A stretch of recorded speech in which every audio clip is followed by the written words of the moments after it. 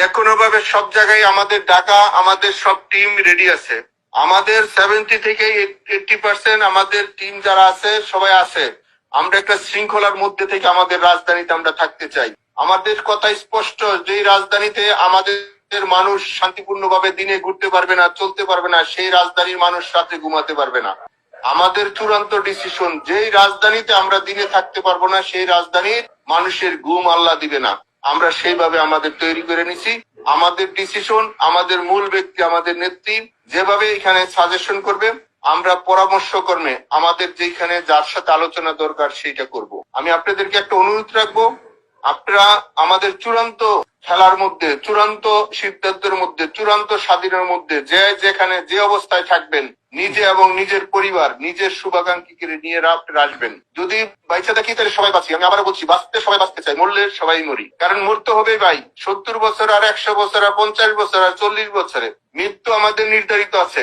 কিন্তু কুলাঙ্গার অসভ্যদের কাছে যেন আমরা যার না মারা যাই, আমরা যেন আর না মারা যাই, আমাদের ঐতিহ্য, আমাদের ইতিহাসে যেন যেন আর থুতু না পড়ে। কারণ এখানে বলার ভাষা আজকে আমাদের নাই। সেজন্য আমাদের যারা ত্যাগী লোক, আমাদের যারা পরিশ্রমী লোক, আমাদের যারা আদর্শ লোক, তাদেরকে সামনে দেন। পথ দেখেন না। যারা আদর্শ লোক, যারা দলের জন্য নিবেদিত, যারা দলকে ক্ষতিগ্রস্ত করে নাই, দলেরকে ভালোবাসছে, দলের জন্য জীবন দিচ্ছে সামনে আইসা, সেই সব মানুষকে আর আপনারা তিরস্কার করেন না। পদ বড় না, ব্যক্তিত্ব বড়, আদর্শ বড়। সেই আদর্শ জায়গাটা যেন আমরা একসাথে আসি। আমরা ঘরের ভিতরে থেকে থেকে মৃত্যুর মতন আমাদের অবস্থান হইতেছে। সেই হিসাবে আপনাদের সবার কাছে সার্বিক সহযোগিতা চাই।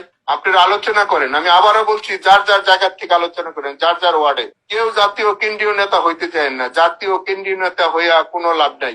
আমরা ফল পাইছি। সেই হিসেবে আমাদের মনে হয় আমাদের নেত্রী এখন এই মাঠ পর্যায়ের কর্মীরা খুঁজছে। কেন খুঁজছে? তাহলে আপনারা বুঝবেন আমাদের মধ্যে কি হয়েছে। সেই হিসাবে আমার মনে হয়, কারণ এই 77 বছরের দল, এই জীবনে আপনারা আমরা কেউ দেখি নাই। আর আমাদের যারা ছাত্র সংগঠন করে বছর কোনো বিরোধী দল দেখে নাই, বিরোধী সংগঠন বুঝে নাই। সেই বন্ধুদেরকে আপনারা বুঝে তাদেরকে কৌশলগত কিছু ট্রেনিং দেন, বুঝান।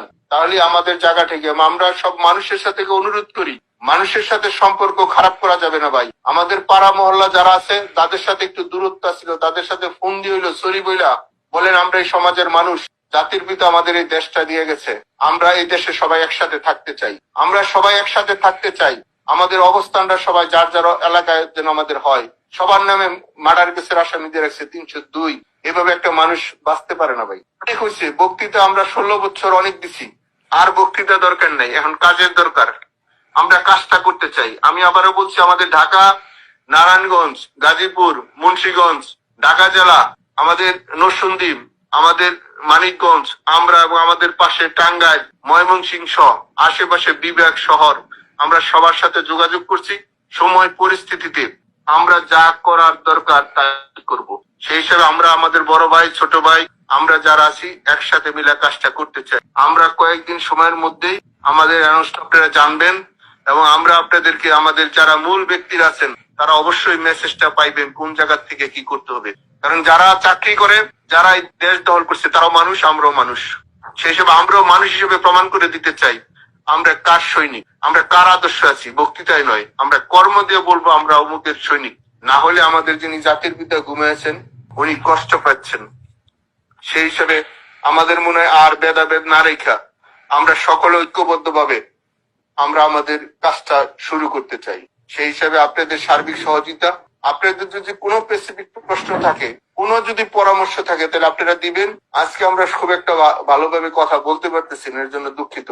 কিন্তু আমাদের কাজটা আমরা চালিয়ে যাচ্ছি, আপনারা একটা রেজাল্ট পাবেন। কিন্তু আমাদের কাজের সাথে আপনাদের কাজের সাথে আমরা একসাথে থাকতে চাই, ভাই ভাই হিসাবে এখানে সবাই সবাইকে সহযোগিতা করতে চাই। সেই পরিবেশ আমরা কিছুটা তৈরি করেছি, আর যেটা গ্যাপ আছে আমরা এই কয়েকদিনের ভিতরে সেই গ্যাপটা পূরণ করব। আপনাদের সার্বিক সহযোগিতা এবং আপনাদের আদর্শ, সেই হিসাবে আমরা মনে করি যদি বেঁচে থাকি সবার সাথে দেখা হবে, আর মৃত্যু হলে বেহেশতে দেখা হবে। সেজন্য আমাদের একটা প্রস্তুতি থাকুক। ভালো থাকবেন। সম্রাট ভাইয়েরা কথা বলুক বা অন্যরা যারা আছে কথা বলুক, আমি লাইনে আছি। যদি কোনো প্রশ্নের উত্তর দিতে হয়, পরিবেশ পরিস্থিতি বুঝে আমি উত্তর দেওয়ার জন্য প্রস্তুত আছি। ভালো থাকবেন সবাই, কথা বলেন।